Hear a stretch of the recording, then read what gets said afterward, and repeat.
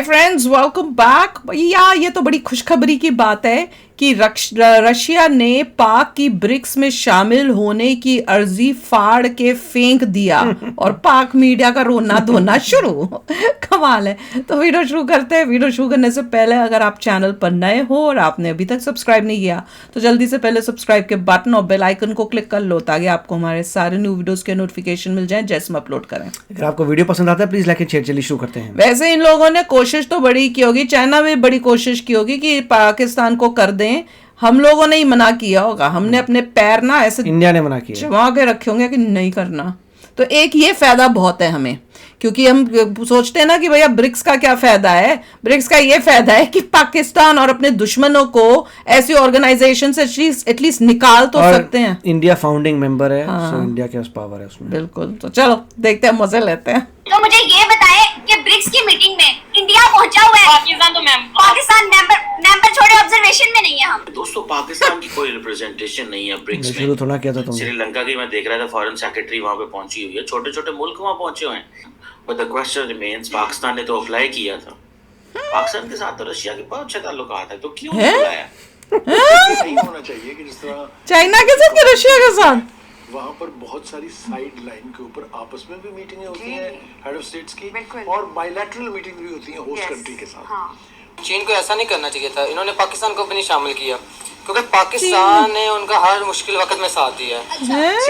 China को कौन सा मुश्किल आप वक्त था? समझते हैं चीन ने हमें सफारती लिहाज से सपोर्ट तो किया, लेकिन बाज़ाब्ता शरीक स्टेक होल्डर के तौर पे चीन की कोई तैयारी है वो सामने आएगा पाकिस्तान के साथ। अच्छा, ये जो ब्रिक्स समिट है ये इसलिए भी अहम है कि पहली दफ़े कुछ और ममालिक भी इसमें शामिल हो रहे हैं, इस ब्रिक्स में शामिल हो गए हैं फॉर्मली। कौन कौन हुए हमने तो पता ही नहीं चला, मैंने ध्यान देखा ही नहीं। और वो शायद इसीलिए नहीं किया, उन्होंने क्या पहले कहा होगा, पहले मोदी से पूछ लें what does Modi says. Modi साहब जो कहेगा वो क्या इंग्लिश का को चुम्बड़ मॉरल और ये तरीके इस्तेमाल किया है। देखें, हम तो पहले से इसका शिकार हैं। वो इंडिया हमारे खिलाफ गलत प्रोपेगेंडा करता है। हम तो 75 साल से भारत की दहशतगर्दी का मुदाखलत का शिकार हैं। भारत जो है दूसरे ममालिक के अंदरूनी मामलात में मुदाखलत करता है। हेलो दोस्तों, सुन लो। बोलो तो अभी पैदा हुआ था क्या? तो फ्रेंड्स आइए देखते हैं पाकिस्तानी मीडिया की लेटेस्ट वीडियो। तो दोस्तों पाकिस्तानी मीडिया के अंदर इस समय ब्रिक्स की, जो कि रूस के अंदर 2024 का समिट चल रहा है, जिसके मेन मेंबर्स इंडिया, रसिया, चाइना और ब्राजील हैं।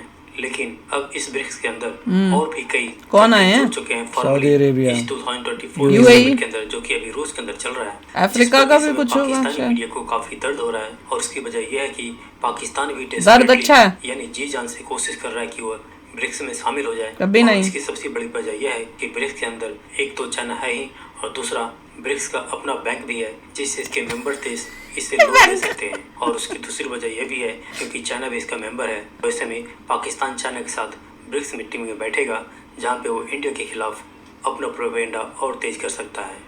और इनफैक्ट ब्रिक्स में भी वीटो होता है क्या? बहुत आसान भी था कि रूस पाकिस्तान को इस ब्रिक्स समिट के अंदर बुलाएगा। पाकिस्तान इसका मेंबर्स न बने बल्कि एज ए ऑब्जर्वेशन ही आ जाए। रशिया में कोई पावर नहीं ब्रिक्स में, शामिल होने इंडिया का चाइना में मौका पावर मिले। है। लेकिन पाकिस्तान की लाख कोशिश के बावजूद रूस ने यहाँ तक कि छोटे छोटे देशों को तो बुला लिया, लेकिन पाकिस्तान को पूछा तक नहीं। तो दोस्तों अच्छा, पाकिस्तान नहीं आया था, मुझे लगा बुलाया होगा।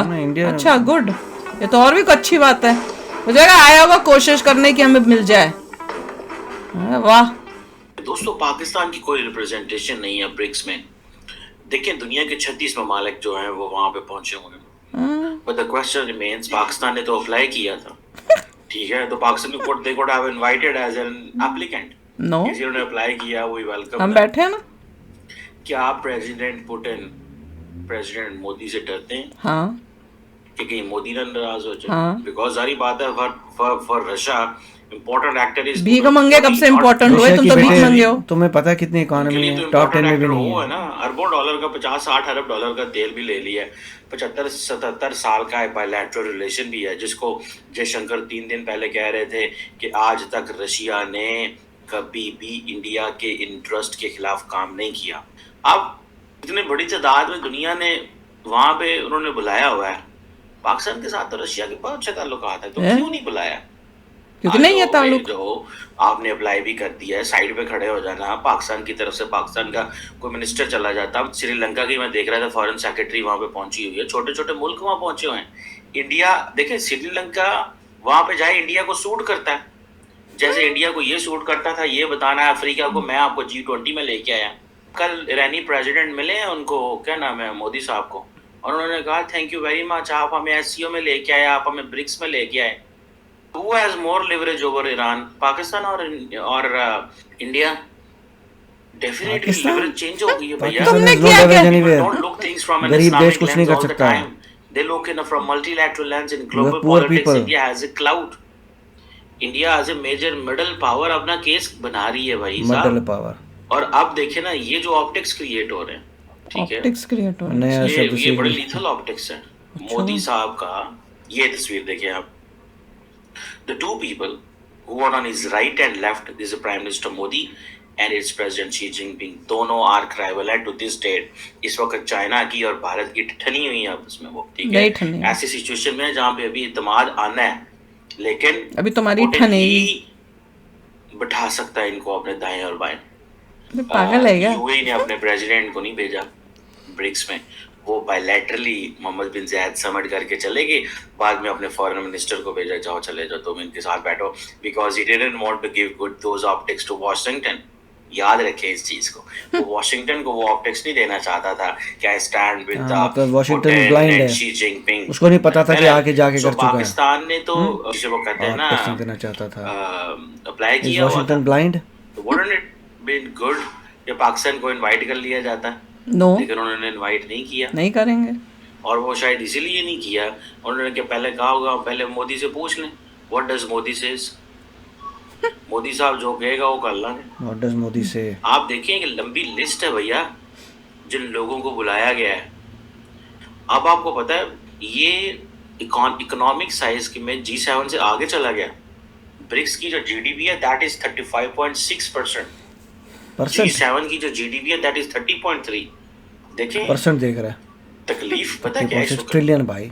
वेस्टर्न वर्ल्ड जो है वो परेशान क्या है, वो इंडिया को देख के परेशान होती है। उनको शी जिनपिंग एंड पुतिन की मोहब्बत से कोई फिक्र नहीं है।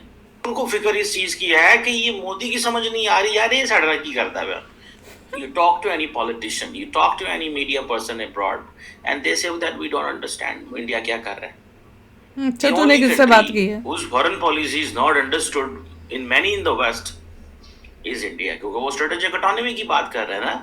तो भैया प्रॉब्लम इनको बेसिकली ये है कि श्रीलंका तक को इनवाइट किया गया था पाकिस्तान, हाँ, और पाकिस्तान जो है जिसने एप्लीकेशन भेजी थी उनको बुलाया तक नहीं।